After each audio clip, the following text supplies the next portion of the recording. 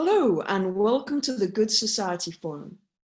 My name is Emma Skye and I'm Director of Yale World Fellows and co-host of the Good Society Forum, which is a community of change makers around the world with a common quest to build the good society. My co-host is Nizam Uddin of the Prince's Trust and a 2019 Yale World Fellow. Niz. Thank you so much, Emma. Hello, everybody. Welcome to our Good Society Forum webinar. We have been doing quite a few of these during the COVID period and have covered quite a few topics, from health inequality through to disinformation, through to art and the good society. All of those webinars are up on our website, www.goodsocietyforum.com. Please do have a look.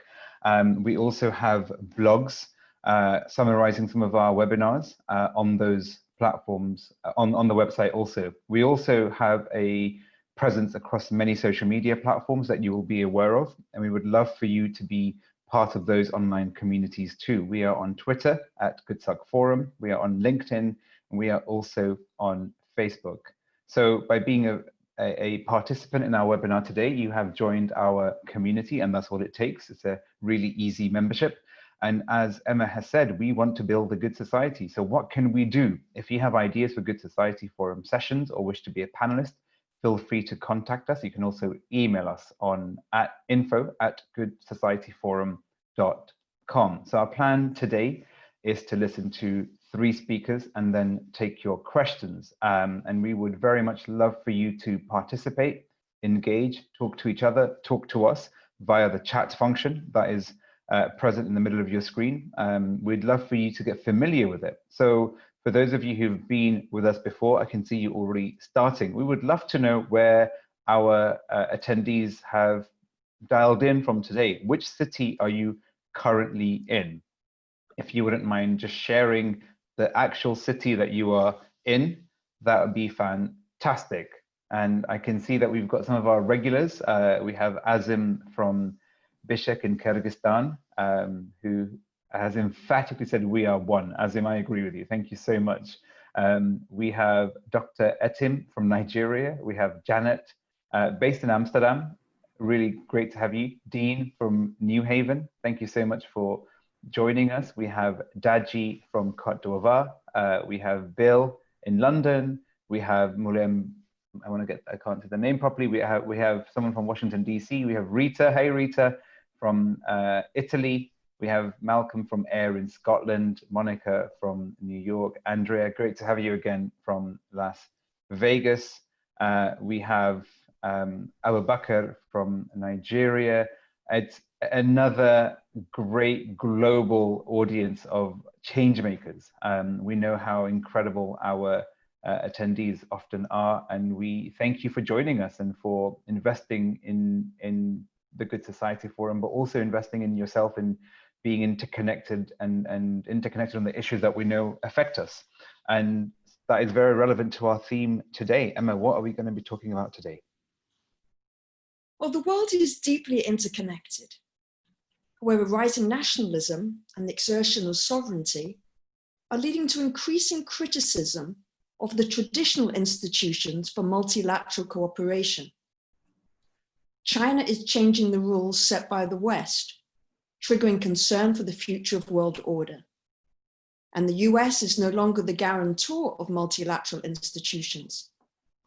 So is there a future for multilateral organizations such as Nato, the UN, and the African Union? Should we strengthen bilateral cooperation? How can we work more effectively to confront global challenges such as pandemics and climate change? Now, our first speaker today is Michel Rentenaar, who's the Netherlands Deputy Permanent Representative to NATO in Brussels. He was previously the Netherlands Climate Envoy. He has served in Iraq, Egypt, Yemen, Lebanon, the Palestinian territories, Uganda, and the Congo. And he was at the palace earlier today, receiving his credentials from King William of Orange for his new post as ambassador to Baghdad. So he's a regular participant in the Good Society Forum, and many thanks for being a panelist, Michel. Thank you very much, Shama and Nis. It's truly an honor. I've indeed very much enjoyed the Good Society Forum up to now, and I'm really looking forward to how it's going to proceed. Thank you very much for the invitation to speak today. Indeed, I work at NATO at the moment. I'm in my last few weeks preparing for Baghdad, but I've been at NATO for the last 4 years. And let's face it, NATO, as a large multilateral organization with 30 allies, was already under a bit of threat. The American president started out during his campaign time even saying that NATO was obsolete. The French president last year in an op-ed called NATO brain dead. And there are lots of other actors, let's say, that constantly question whether we should have a multilateral organization like NATO. But then if you look at its function, obviously NATO is a large defense organization, so it has many big word slogans, let's say. And one of those is the very famous NATO slogan, almost 1 billion people depend on NATO for their security. And then COVID happened. Suddenly that security, as we knew it, at least in Europe and the transatlantic area, ended more or less at our front door. Suddenly, beyond that front door was our neighbor potentially carrying a lethal virus that could actually kill you. And people seriously asked the question, what is NATO helping me achieve my security? And how can I depend on NATO for actually keeping me safe? And even though that's not an entirely fair question, of course, it is a very relevant question when it's asked to a large organization like a multilateral organization like NATO. So its relevance was immediately under question. Another thing that we all saw happening, and I'm sure other panelists will have similar views on this, is that there was an immediate rise of perhaps not nationalism per se, also some of that, but certainly own people first. In times when a serious crisis like this one, like COVID-19 hits us, everyone looks for its smallest nucleus, let's say.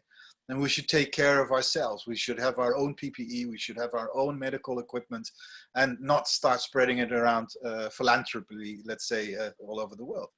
Very difficult for an international and a multilateral organization to deal with. It crawled up. To be fair, after a few weeks, NATO got its act together. It started flying around medical equipment all over the alliance territory, let's say. Logistics was very important. Entire military hospitals were flown from A to B. So it did crawl up, but it was seriously a bit of a blow. And then there's also the sovereignty issue, of course. How much does a nation need to take care of its own people's medical safety, or should it be dealt with in a more multilateral form? Those kind of sovereignty issues have been around in NATO for a long time, but they certainly very much flared up. Then a third or fourth issue was, of course, the weakened US leadership. I don't want to go into that at length. There are others much more knowledgeable about that, but certainly in an organization like NATO, where we often call the United States ally number one, when that is under challenge, and there's at least questions asked about leadership in the United States, that per se is already bad for a multilateral organization like NATO. And then finally, it is still very unclear, for some very clear, but for most of us still unclear which direction exactly China's role will go. Many countries, of course, see China as an opportunity, trade opportunity, other opportunity, perhaps a partner in tackling climate change, but also a challenge. And in NATO, very, very slowly, China is beginning to become mentioned. Until the summit in London in December last year, which is only 4 or 5 months ago, China was never mentioned in NATO, and now suddenly it's on the agenda, and COVID boomed that. Basically, it skyrocketed it to the top of the agenda. So the question as asked in this panel is, of course, does that mean that we should opt for bilateral cooperation? I would argue not. I think actually now is a time to really, really strongly defend our multilateral system, because I think it still is the best thing that we have. I do not see that we will get better results if we go all of it bilaterally. And I do believe in unity and coherence and basically trying to find each other in tackling the big problems of the world. And it's also not something that NATO is not capable of doing. NATO has actually gone through massive resets. The first 40 years of its existence, of course, is when the wall fell. Suddenly the Cold War was over. What was NATO's purpose? Poof, that was very, very difficult. First reset. The second reset was 9/11, the only time when NATO's Article 5 was called into in working was during the attacks on New York and Washington. So another reset. This perhaps the invasion of Ukraine and taking Crimea was the third reset. And perhaps now Corona is the fourth reset. And again, it will adapt itself, I believe. I actually want to end with 4 things that I think that might be serious consequences of the COVID-19 crisis. And perhaps they could also trigger questions from our audience, because I don't have the answer to them. I don't know whether these consequences produce either a good society or a less good society. And I think that's what binds us here in this forum, the Good Society Forum, to try to find out where can we actually make a better society. So I have 4 of them, and I'd really like to get some reactions from the audience and perhaps from the other panelists as well. One of them I see is that maybe COVID will actually speed up the end of what we usually call the neoconservative war. So basically the wars that were started after 9/11 in Iraq and Afghanistan. Obviously, many troops were called back because of COVID, because they were at risk of becoming sick. And there is at the same time an American president that's running for re-election and promising to bring the troops home. Would that be a good effect or a bad effect if these foreign troops would actually more quickly leave Iraq and Afghanistan than was previously foreseen? Again, I don't have the answer. They could also be topics perhaps for future Good Society Forum sessions that we could have. But it's certainly one that I see happening very much. There are all sorts of accelerators happening that perhaps these conflicts are going to change character radically. The second one is an enormous surge. We spoke about this in the Good Society Forum a number of times already. Enormous surge in disinformation, in cyber attacks, and how to deal with that. And that is something that a multilateral defense organization like NATO is very much struggling with, because it used to be great at dealing with bombs and rockets, etc., and the kinetic stuff of war fighting, let's say. But how do you actually defend against cyber attacks? What do you do? Can you line up defensive activities? Can you line up offensive cyber activities? How do you defend against misinformation as a military alliance? Very, very difficult question to answer.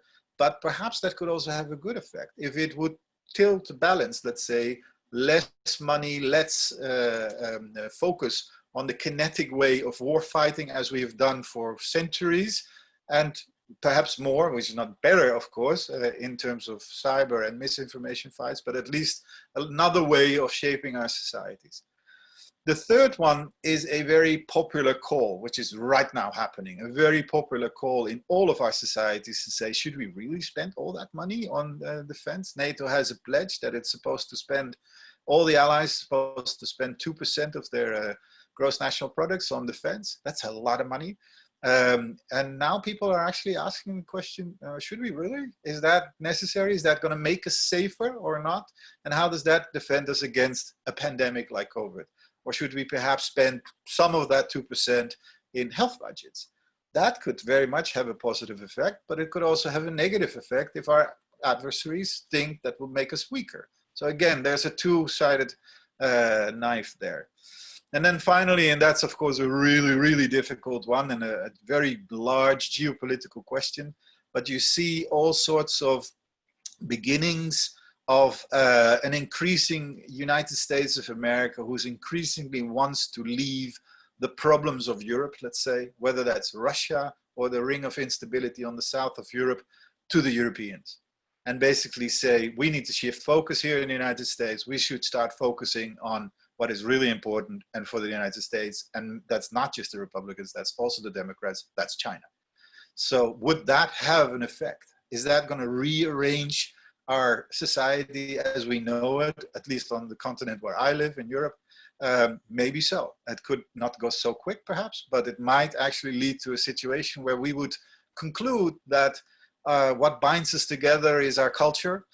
Yeats, Molière, Goethe, Schiller, Vondel in the Netherlands, and perhaps that has more in common with Dostoevsky and Tolstoy than with Tao and other Chinese authors, let's say. I don't know the answer to that, but certainly it's something that we could discuss maybe in other sessions of the Good Society Forum. But for now, I would be very happy to hear comments of others. Thank you very much.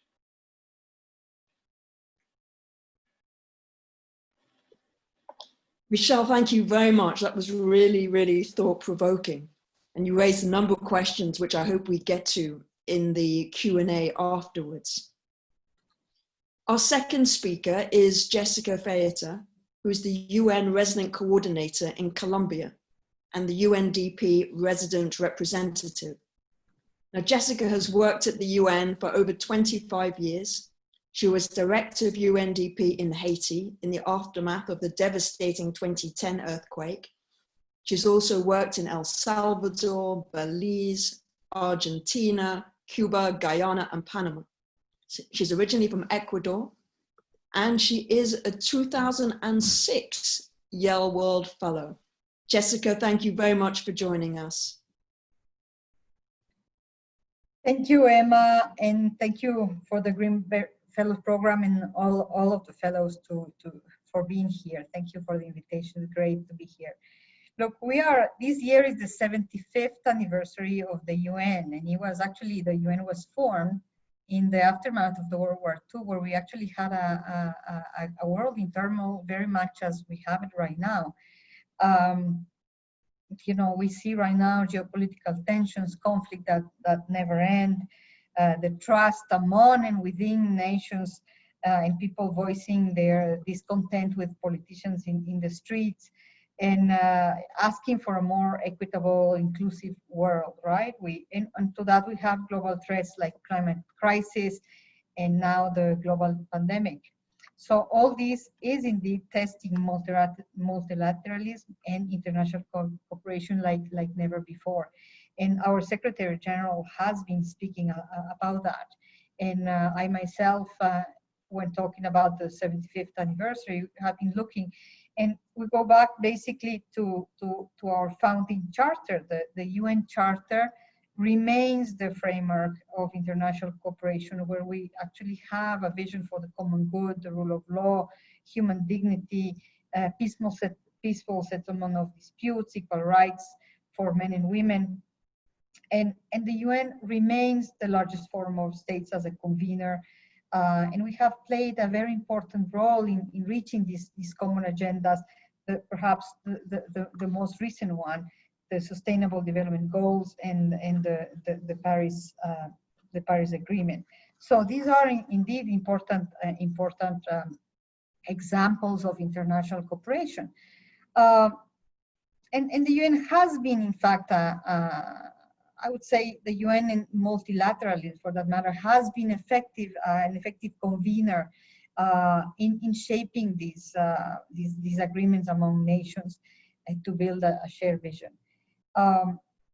The point is that perhaps we need to discuss is, can we also be effective in implementing these visions, in enforcing them? And actually, important to say this, that the Charter compels countries, not the UN, countries, to save people from the scourge of war and injustice. And in fact, this is a role for us to make sure that they do this. But we will see what are we doing. So multilateralism, as we see, is not only to come up with a common vision, a common intention, but also to actually confront together the threats that threat the entire world. And climate change is one of them. Coronavirus is another one, but so is poverty, for that matter. And we also probably see this as to find the common opportunities, right? We see that right now when we talk about the reconstruction, responding to the COVID crisis, to find actually the opportunity to build back better, to actually make the world inclusive, a sustainable economy. And this is basically what we are trying to see. So, but it's not only enough to reach agreements. We also need to show what is the value added of these agreements, of us being the convener, being the forum for these agreements.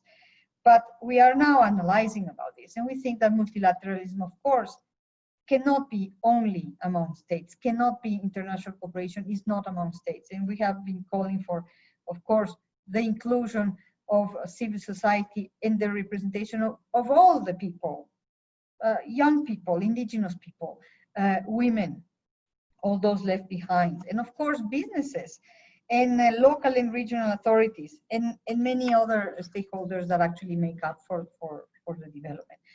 So what is that we do as the UN in addition to being this forum, right? It's in that we are what I call an equalizer. Or actually are the ones that bring all these issues that, for instance, the sustainable development that targets poverty, inequality, hunger, health, the quality of education, decent work, actually that covers the whole spectrum of human progress. How is it that this reaches all countries? Because these are agendas that are relevant for every country and every community, right? And in climate change, for instance, that we are advocating for significantly an ambition for mitigation, adaptation, and financing to a more carbon neutral world by 2050. So what is that we do? So we are asking then how do we enforce this? But we are, on the other hand, those that think that every country should have a national climate action plan, and this is what we are engaged in. Making sure that they have this plan, making sure that we also help those countries that are least responsible for climate change, but that are most vulnerable for the impact. So in that sense is what I call and what exactly is that we're doing right now, COVID-19, we see, for instance, in Colombia, it will wipe out 15 years of development gains. So we need also, what are we doing to make sure that the countries have, for instance, in COVID-19, there will be need not only of a vaccine, and the UN could bring the whole community of the private sector, the scientific, the humanitarian community, but eventually these vaccines need to be affordable, need to be administered to 7.5 billion people in the world, need to have campaigns. We did this with the HIV treatment, for instance.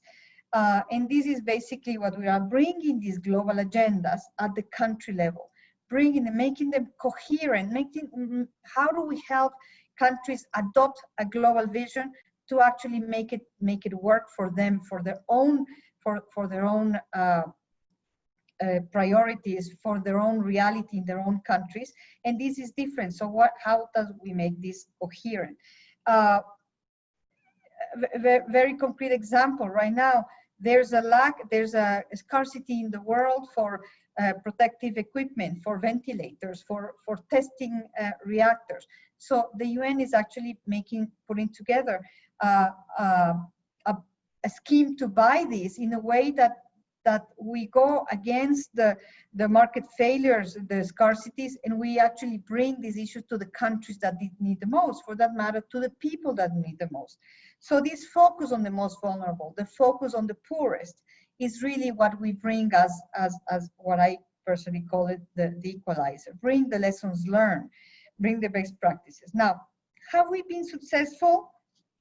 Sometimes, and we have some successes, but certainly we keep trying, and that's another very important one. We have a whole bunch of people that are optimists and that don't give up.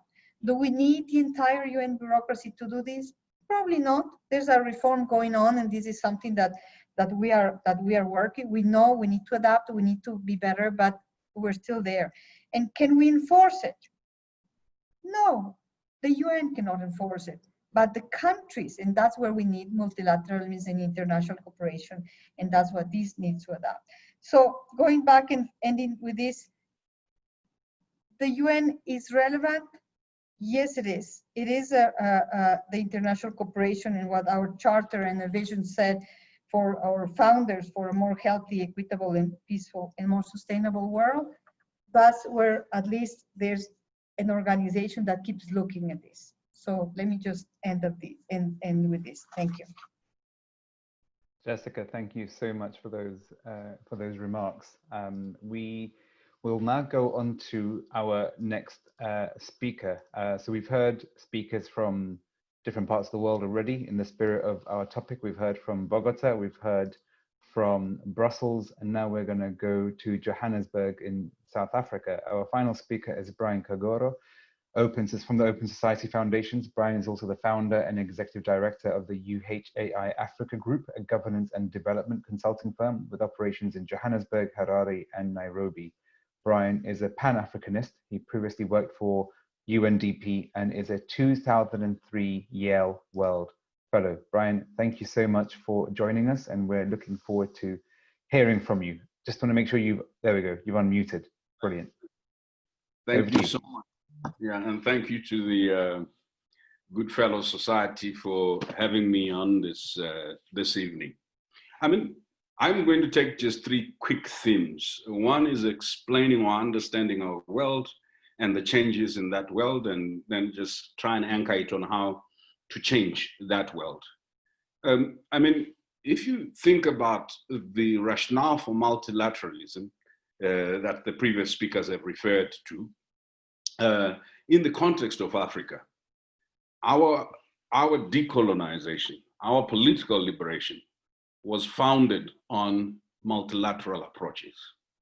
So the essence, the urgency, the meaning of multilateralism in Africa is tied to the very notion of a free Africa. Multilateralism, of course, in our context, being about shared values, shared vision, and hopefully shared benefit and solutions to common problems.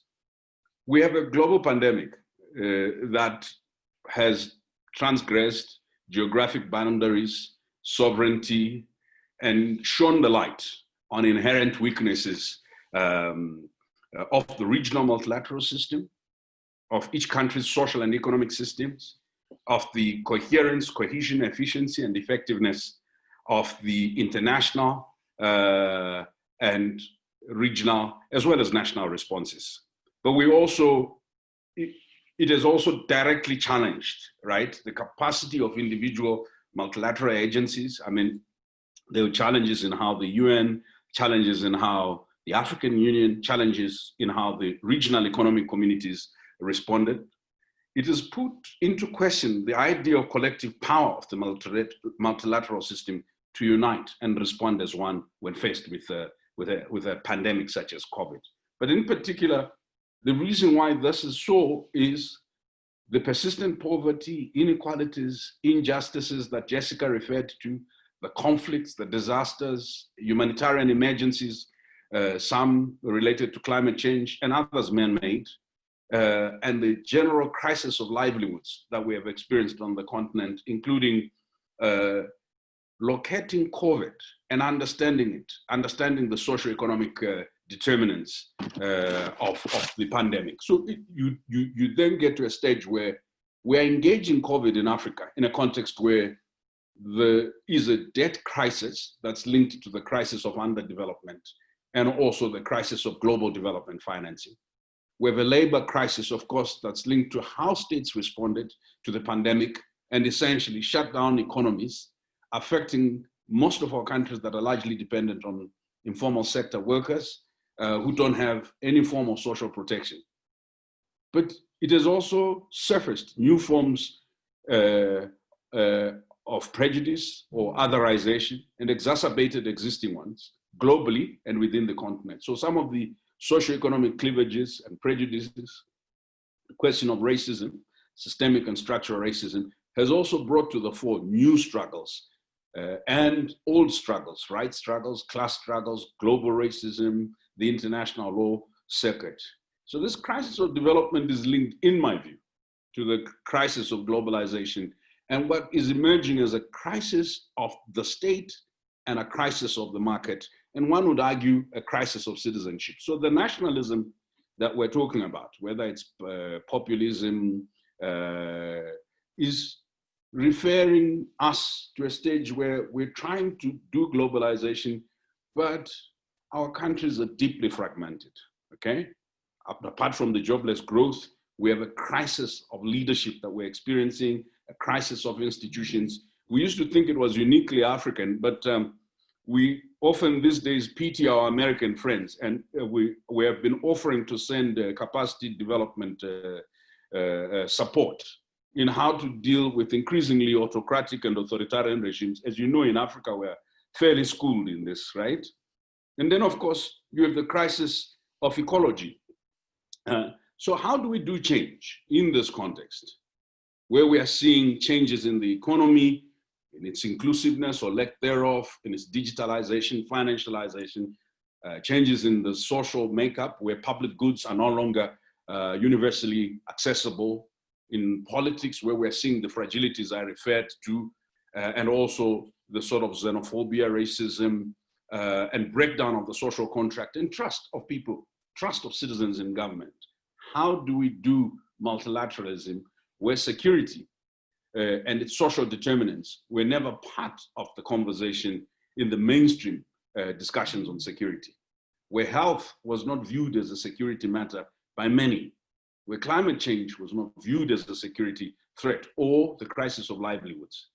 How do we do multilateralism in a context where society is dithering between hope and despair, between fear and empathy? So what we've seen during this COVID bit is the humanity of human beings, where borders have been closed by states, the help that has come to most people affected, so in a social or economic manner by COVID, has come from just ordinary people, citizens, communities who are showing empathy. But the innovativeness of young people, innovativeness of local entrepreneurs and others has also come up. And the central role of the state has been brought into fore, but with contradictions. In Africa, some of the responses of the state in trying to enforce COVID lockdowns have been disproportionate, unnecessary, illegitimate, illegal, and not linked to the realities on the ground. But in other instances, the state has also come forward, as we've seen in Rwanda and elsewhere in South Africa, and tried to remedy a gap in policy and a gap in practice that had developed over the years. And within the African Union as an entity, the African Union was late in responding. When people looked inward, states looked inward to try and protect their own citizens, they almost forgot, at least for 2 months, the importance of multilateralism. When they looked out again and realized that you could not defeat COVID without 3 important ingredients in Africa. 1, African people, their ideas, their energies, their self-belief and self-reliance. Number 2, the Pan-African spirit of shared solutions to shared problems. But number 3, having a clear set of vision on what it would take to get out of COVID. And I think this is superimposed, and I'm now preparing to just talk about what I see as the solutions. It's superimposed on and this understanding within the broader African society, that we now have a global risk society. Many of the risks that Africa is dealing with, whether they're climatic or global pandemics, were not generated in Africa by Africans. And yet we disproportionately carry the weight and the impact. But we also saw the growth of a virtual society, which is not controlled by Africans. We saw the invisibilization of the broad African society, but the growth and activity, nefarious activities of secret society, whether these are those that control the global value chains, control supply of medical equipment, medicines, and so on and so forth. So it will seem to me what needs to be done. What needs to be done is we need to go back. I wouldn't say building back to better. I would prefer to say building forward together. For Africa, there's no reset pattern that will press and go back to what was normal. So how do we lead by strength? How do we combine our ideas and our ideals? The first thing is to demilitarize development and demilitarize the response to COVID. The second thing is rebuild social and economic systems. This separation of social policy and economic policy has not worked for Africa. The third, build state society or rebuild state society relations, state market and market society relations, such that there's a mutuality of benefit. This public trust or social contract is important. And the fourth is to rebuild trust and confidence in inclusive collective solutions to common problems. So this is the plank on multilateralism. And the fifth is rebuild mutually beneficial interconnectedness, which is social, economic, and so on, because individual state responses have not worked. And do this on the values of social justice, solidarity, inclusiveness, sustainable development, and also reform multilateralism so that we all have an equal voice. Thank you. Bryan, thank you. That was fantastic. And I along with, I believe it's Rumbi, enjoyed your joke about exporting expertise in helping failed leadership across the world. And I'm just going to invite our other panelists back, Jessica and Michel. Hopefully you are both okay. Fantastic. And now I would just encourage our audience members to continue sending in your thoughts and your ideas and your questions, and I'm looking forward to having this conversation. So the first question I have is a question that I was going to put to you, and actually our audience also have suggested it in different ways. So multilateralism by definition is working with nations and with governments, and I think we've heard sentiments from Bryan, from Michel, and from Jessica about people and what people think, and the nature in which popular will and populism, for example, might shift a government's move away. So Andrea's question here is, as she listens to the speakers, I realize the only time I hear about NATO and the UN in particular is when funding comes up for something that goes wrong. What is being done day to day to get through to the people of the countries that multilateral agents are comprised of? And perhaps I can start with Jessica first. Look, I know the UN. Most of my career I have spent the UN at the country level. I have served in 9 countries, and I have also served 3 times at headquarters, including in the office of the Secretary General. So that makes it perhaps seeing the organization from both sides, right? And I think that when we are most effective is literally when we are working on the country level, because these are, when we talk about efforts that are done in every single country, then you add up to a global effort, right?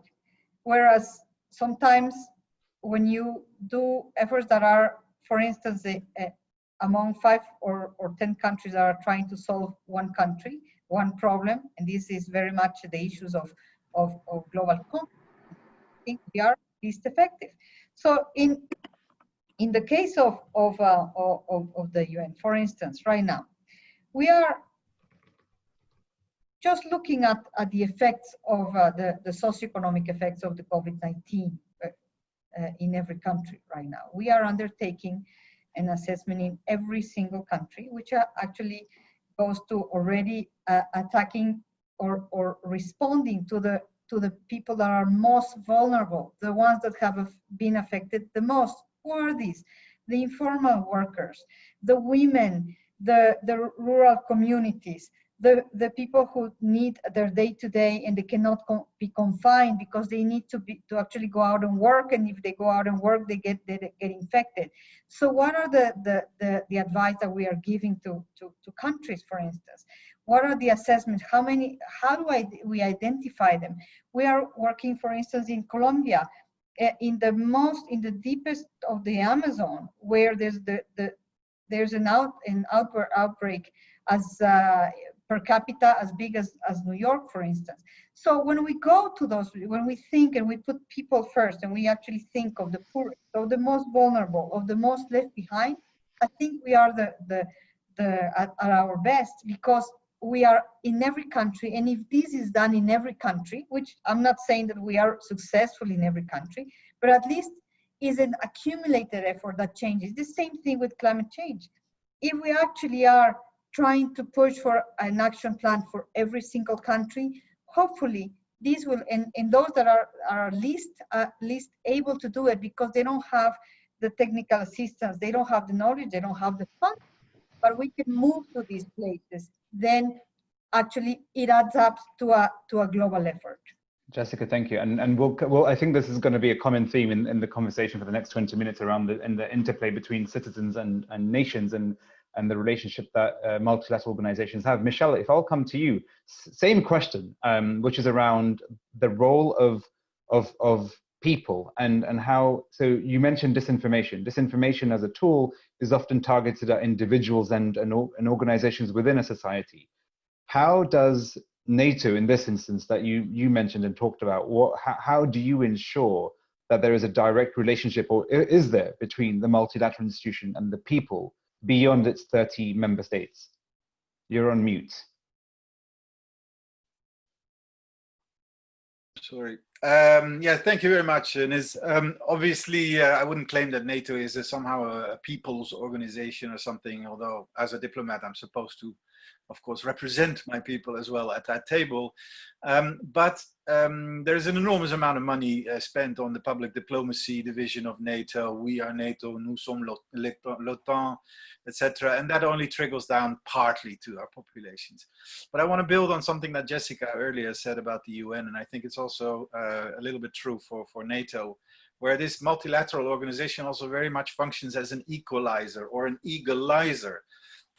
Whereas, you know, obviously what you feel about NATO as a multilateral organization depends on where you live. If you live in Estonia or in Latvia, the world looks very, very different than if you live close to the island of Lampedusa in Italy.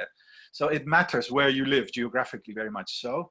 But the fact that it's built on consensus is also something that equalizes. So whenever there's a popular movement in one country where a particular president says that everything is about migration, or in another European country where suddenly the rule of law is overturned, or take an example on the other side, where more left-leaning government suddenly thinks that there should be a nuclear ban treaty, like which my country, all of these things egalize out if you function together in a multilateral system. So whereas the job of the diplomats, of course, is translate what their nations and their people really want to get out of this organization. And yes, it's true, and it's sort of like a fire insurance. You know, you start looking at the paperwork of the fire insurance once your house is on fire already. That's usually too late. So you need to nurture this system. And it's actually good that whilst we are in different political systems at different times, if you force through that funnel of consensus building, that's how you actually get to a better outcome. It's slow, yes, but once you do reach consensus on an issue, then it's an extremely powerful tanker going into a certain direction. And that, I think, is why we should hold on to that multilateral system. I have been a negotiator for 25 years on many, many different issues. I negotiated the Paris Treaty on climate change, and now I'm doing it in NATO.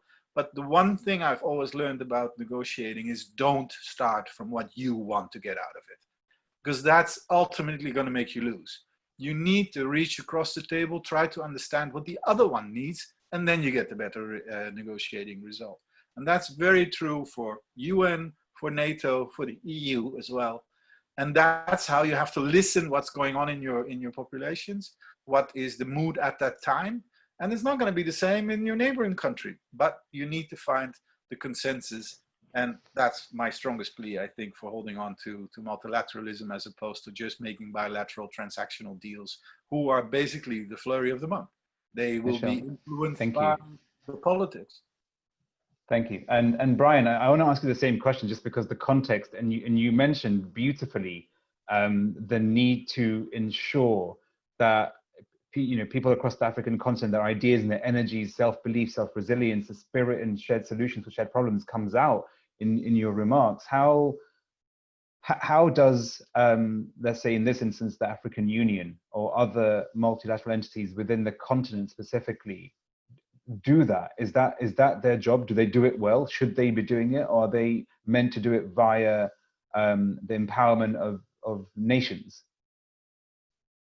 Well, look, let me start with this minor point on international organizations. I think that we are in the invidious position in Africa where the UN system doesn't entirely work for us because we don't have an equal voice. The conversation about the reform of the Security Council has been ongoing since 1963. and the global trade system doesn't quite work for us. So whether it's on security or trade, Africa in the broader global scheme of things is already, starts off as a junior partner.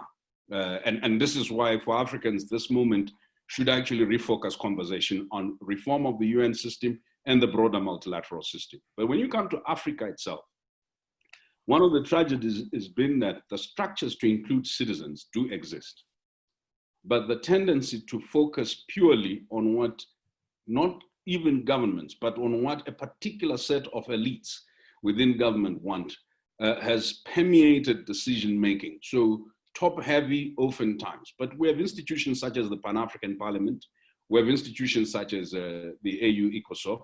We also have participation through various programs within the African Union that enables citizen voices to be heard, and recently special envoys on various things, youth, women, peace and security.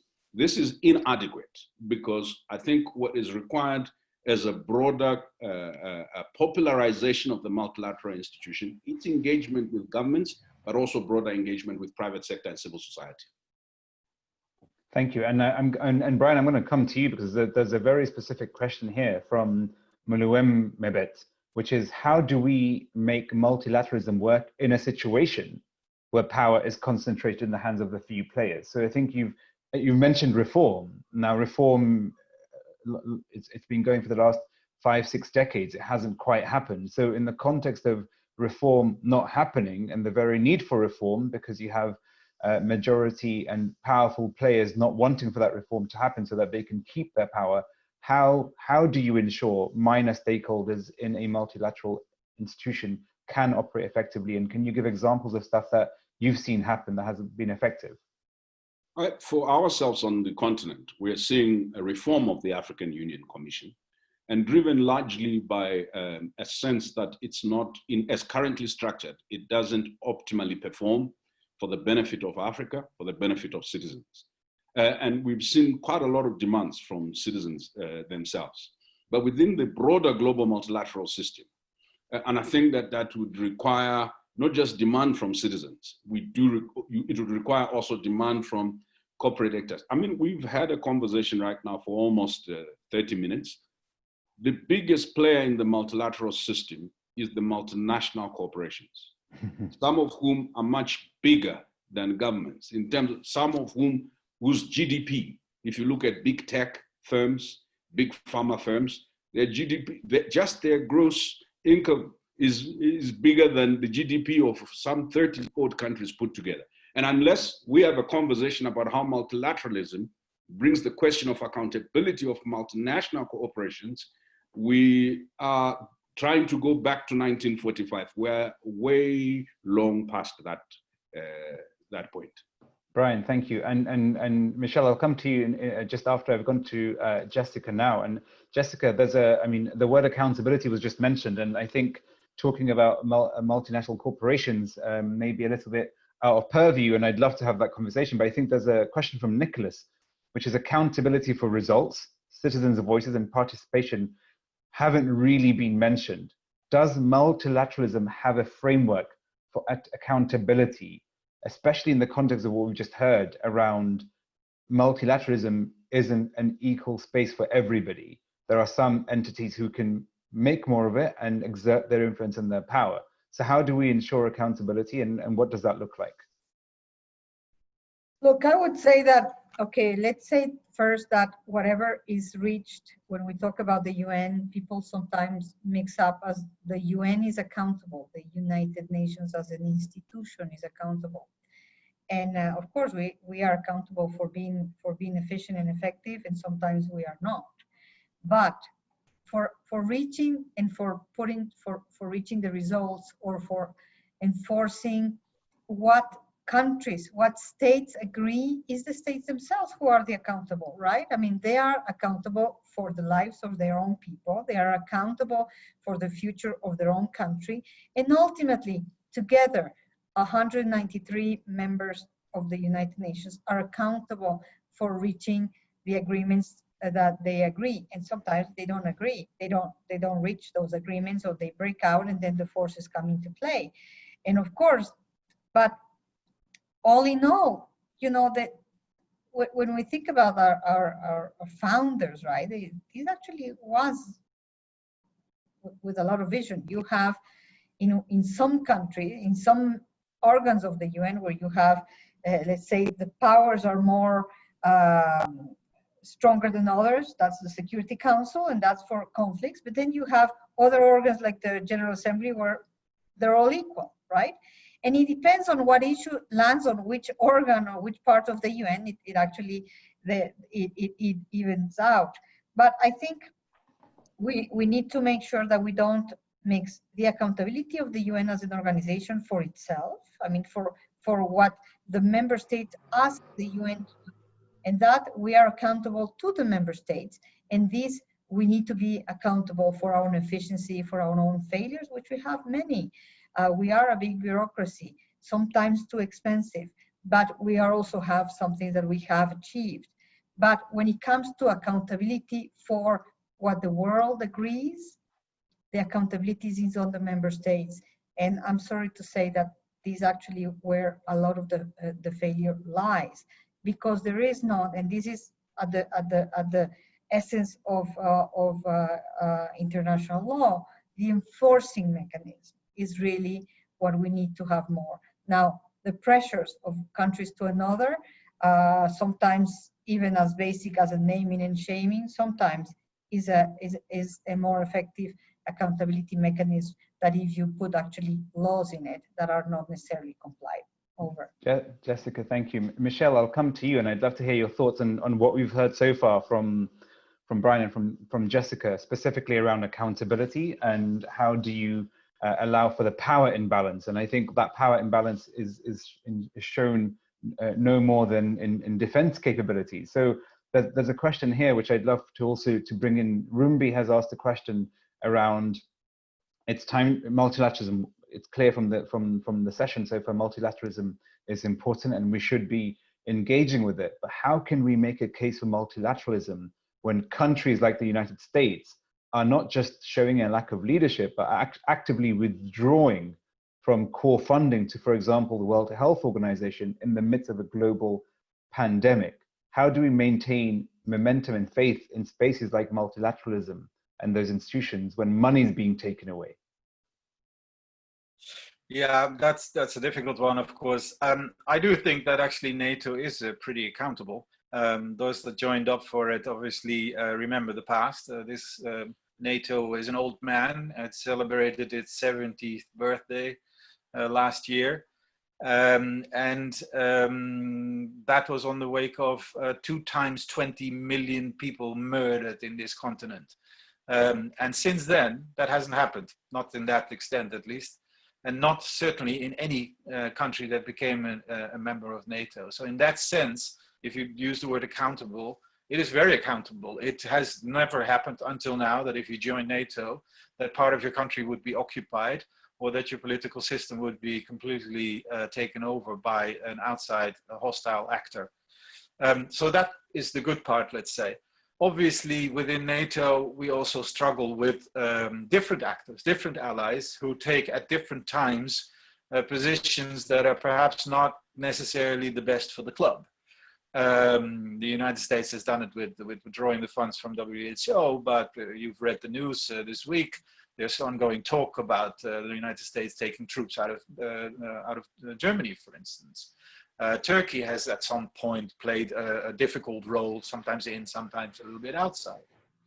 France continuously is juggling its power weight between its EU role and its NATO role. So there's lots of that. But again, I come back to my plea for multilateralism as opposed to dealing with these things transactionally only. It is still better to keep them in the club. And to basically convince also the larger player, we call it the Quad in NATO, so the 4 big ones, US, UK, France, and Germany. And all the other ones zoom around that, let's say, and we constantly pull at them and make them aware that it's much better to deal with every single issue that comes to our table in all these endless negotiations in rooms without oxygen and without windows. And basically still better to slug it out and to find that, big battle about the last comma on a text or something like that. And it's better to keep together than walking it alone. Michel, thank you. Bryan, I'm going to come to you next with a question. And again, I'd love to hear your thoughts on that last component we've just heard, which is how do you allow for multilateralism? But I think in a context of lack of funding or the withdrawal of funds. So Samia, who is from the African continent in Tunisia, has asked the question, COVID has stressed the importance of the interconnectedness of different national economies, something that you have also stated. How do you see a future when we know that nationalistic tendencies and the need to self-preserve are increasing? So how do we ensure a multilateralism working whereby we know people are becoming, nations certainly are being a bit more inward looking? What does a model look like for you and where you reconcile both those issues? Yeah, I think on the African continent, it's three things. Number one, we're in the process of signing the African Continental Free Trade Area, Free Trade Agreement. It has to be adjusted to reflect more the interest of citizens, but that will go a long way in acknowledging, cementing the interconnectedness in trade. The second is the regional development banks and regional development associations, and those will be critical to financing joint infrastructure and the things that we need to be able to, for ease of movement within the continent. Number three, I think that we have a very important charter on freedom of movement, right of residence, and right of establishment. The colonial borders and the logic of approaching sovereignty as purely a security issue, and therefore migration and immigration purely from a security lens, has meant that we've over-restricted the ability of Africans to move around the continent and made it very easy for people from outside the continent. So that would enable us to connect better.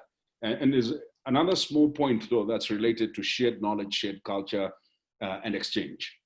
Young people and tech are going to be the biggest connector for Africa.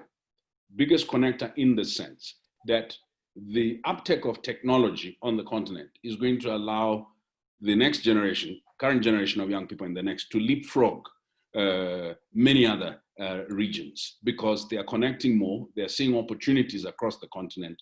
And if you give them this freedom of movement, I think we're going to see a revolution. The limitation is in the minds of the leadership.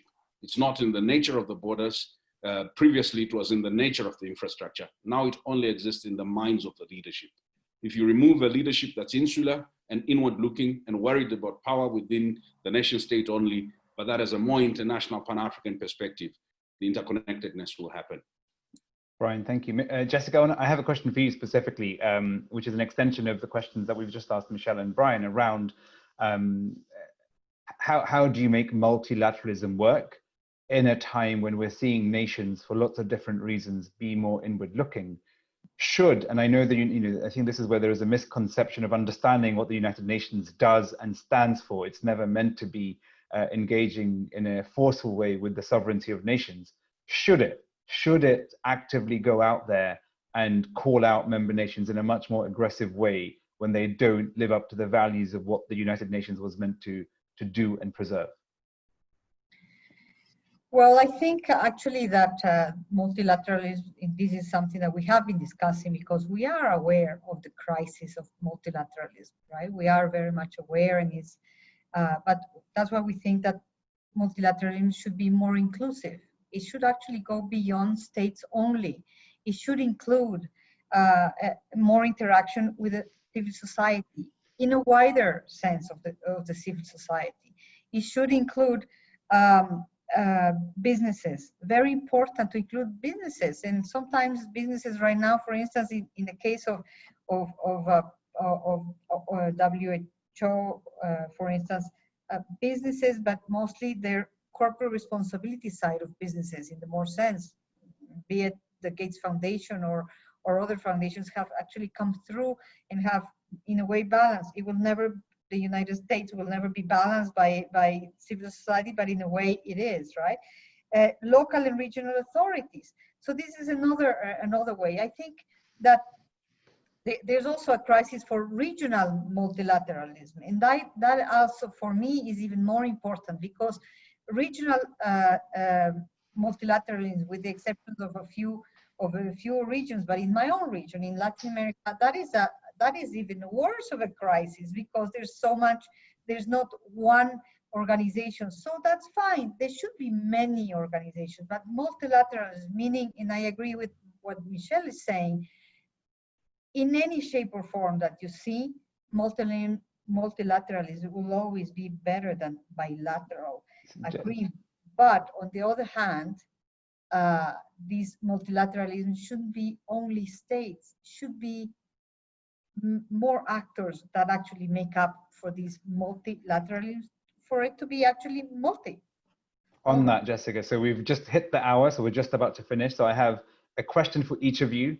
So, you know, the single biggest global, I guess, crisis in a way, in a sense, has been COVID. So what has given, one thing that has given you hope on the theme of multilateralism that you have witnessed and have felt during COVID, that everybody here, because, you know, we are an active community of change makers, and so we've talked about multilateralism and its importance. What's one thing that's given you hope within the topic of multilateralism that you have seen in a COVID context? Jessica, I'll come to you first. Well, for instance, we have seen, I mentioned this briefly, but we have seen, for instance, this issue of the countries hoarding, if I could use that terrible word, about ventilators or vaccines and all that. And I think the fact that we have come up with a scheme that we have been able to actually break into the markets and say, okay, well, then if countries are going to keep items that they need for themselves, somebody needs to come and say, well, we actually need to do something about this market, because we need to send ventilators to the poorest country where they have no way of influencing markets. This actually has been something that the UN has put together, including a system of actually putting together 11 cargo planes that are going to go around the world distributing these items for the countries that need. So these are the kind of solutions that are global to actually make it be able to help the countries that have no way of influencing in the world, for instance, the weakest countries. That's, I think, is in essence very practical example of multilateralism. Thank you, Jessica. Bryan, what's given you hope during COVID and multilateralism? First, I mean, it's African people. The innovativeness, the people producing solutions, people beginning to ask and challenge taboos has been the greatest hope for me, a resurgence of citizenship and activism. But in that, they have pushed the African CDC to place on the table the idea of Africa producing medicines, Africa having a critical share in global diagnostics market, and Africa producing its own medical equipment. I never thought the day would come. We had become consumers of technology, consumers of medicine. Anything you needed to sustain Africa was produced either in Europe, America, or China. But finally, it's dawned on us that none but ourselves. And I could not be more hopeful than I am now. Thank you. Michel, last word to you. What's given me much hope is the fact how quickly actually diplomats, at least within the NATO realm, realize that this is a compound crisis. As Bryan was earlier arguing, it's a crisis of the state, it's a crisis of the market, of the globalization, it's of health, and it's a crisis of earlier also of climate change already. And that realization came actually very quick. And the fact that everyone is more or less on the same playing board and realizing that we cannot afford to have all those compound crises reach to a massive security crisis, whereby we will be in a really much more dire straits, that has given me hope. It will take a long time to fix it all, but I think the realization is there that we need to look at these kind of things in a multifaceted way and not just through the barrel of kinetic, military, rockets. No, it's all connected. All of these things come together. And that's why you need multilateralism. Michel, Bryan, Jessica, you have given us hope, and hopefully by allowing this conversation. We have demystified also what multilateralism is for many. We're so grateful to you for your time. Thank you very much. Over to you, Emma. Thank you, Niz, and thank you, Bryan, Michel, and Jessica. And I want to give a shout out to a few new members of our audience, because we've had Pontus joining, we've had Hannah, Rafa and Rita, and Jessica, your cat. So we've been watching your cat behind you. So thank you all. Take care and see you again soon. Bye. Bye-bye.